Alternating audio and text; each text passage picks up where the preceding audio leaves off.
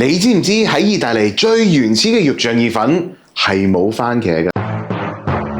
今日煮嘅係1891年嘅 Original 肉醬意粉，同埋1982年正式登記嘅博洛尼亞肉醬意粉。由古羅馬嘅年代已經有得享受肉醬呢個美食，個食譜一代傳一代，而意大利北方嘅白汁肉醬就係最出名嘅。從未有正式嘅食譜，直至去到呢位朋友 Pellegrino Artusi 喺1891正式喺佢嘅書裏面出咗一個白汁肉醬嘅食譜，意大利人就覺得呢個係最原始肉醬意粉嘅食譜啦。其實呢個食譜我煮過好幾次，但係今次呢，我就可以用呢個秘密武器，佢係 Exotica Umami， 花名 XM。呢個好有鮮味嘅醬料係受古羅馬烹飪技巧嘅啟發。佢唔單止帶鮮，佢都可以令到海鮮同埋肉類嫩滑啲、好食啲。因為阿 Sir 嘅年代仲未有人重現翻呢個醬汁，好可惜佢冇得用。XM 自己有層次豐富嘅鮮味，亦都可以突出食材嘅原味，菜式自然會升華，真正提升呢個食譜嘅絕少材料。用咗佢就可以將呢個食譜同歷史拉近啲嘅距離。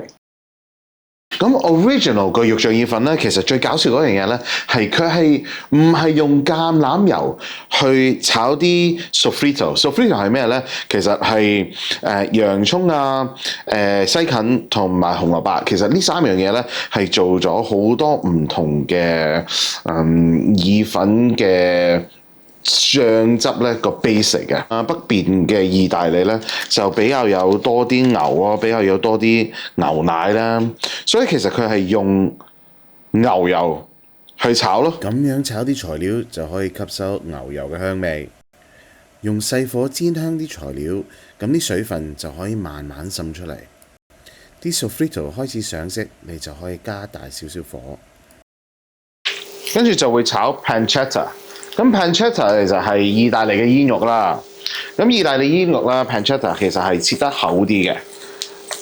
咁但係咧，如果你冇 pancetta 嘅話，亦都唔中意咬啲好大粒嘅肥膏咧，咁其實用煙肉都 OK 嘅，冇問題。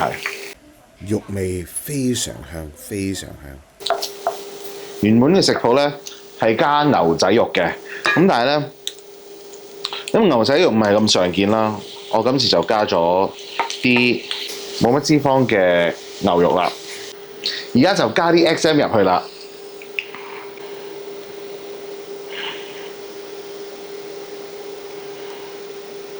哇！牛湯，跟住咧加啲牛奶。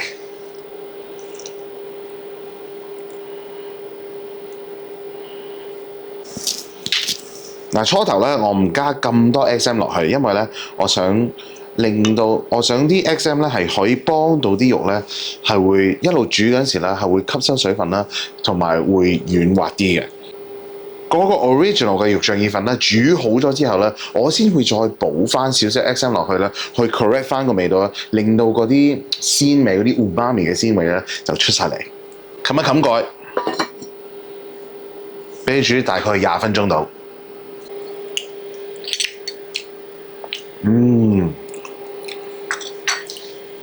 好有肉味，但係咧唔夠深，所以咧我會加多少少嘅 XM 落去，調校翻個味道，等我哋同古羅馬拉翻近個距離。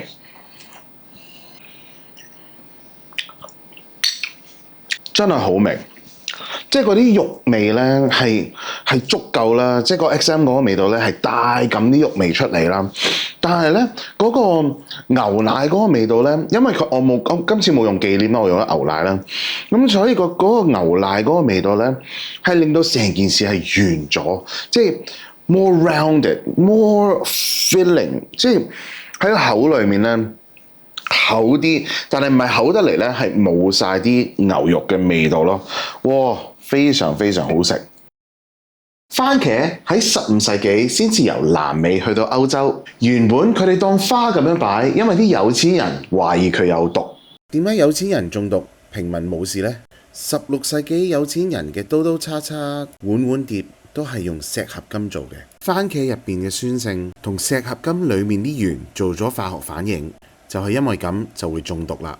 喺平民嘅世界，越嚟越多人都中意食番茄，所以過去呢100幾年，番茄就變咗意大利嘅國寶。去到1982年，Bologna 嘅省就登記咗一個新嘅屬於佢獨特嘅肉醬意粉食譜 Ragù alla Bolognese， 而呢個食譜就有番茄同埋茄膏啦。點煮大家都知嘅 Soffritto， 洋葱、西芹、紅蘿蔔。今次可以用橄欖油去煎牛肉、pancetta 或者煙肉都得。有時啲意大利人會落肥豬肉，啲材料就會出一出水，煎耐少少，咁啲材料就會焦糖化，咁就會好味啲啦。而家係1891年同埋1982年嘅分別，番茄同埋茄膏煮5分鐘，跟住可以冚蓋，用細火慢慢煮45分鐘。每10零15分鐘就可以撈一撈勻去，防止佢黐底。用番茄煮意大利肉醬都好常見，有好多空間俾你 creatively 去加入自己中意嘅嘢。加呢個秘密武器落去，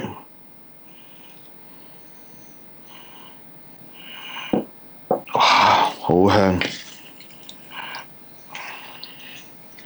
試一試味。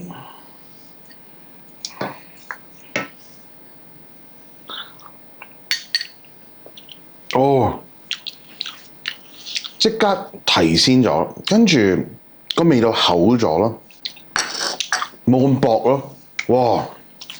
呢個真係秘密武器嚟嘅。如果你想睇多啲關於 XM 嘅食譜，佢哋嘅網站同埋佢哋嘅 Instagram 都有好多 video 㗎，大家可以參考下 XM 點樣可以令到啲肉質嫩滑啲，特別對急凍肉好有成果，西餐同中菜都好有用。無論喺屋企或者喺餐廳都好，而家你可以享用2種唔同嘅傳統，亦都有歷史關係嘅肉醬意粉，等你幾時都可以食得豐富啲。詳細嘅食譜就可以喺以下 description section 揾到㗎啦。Happy cooking！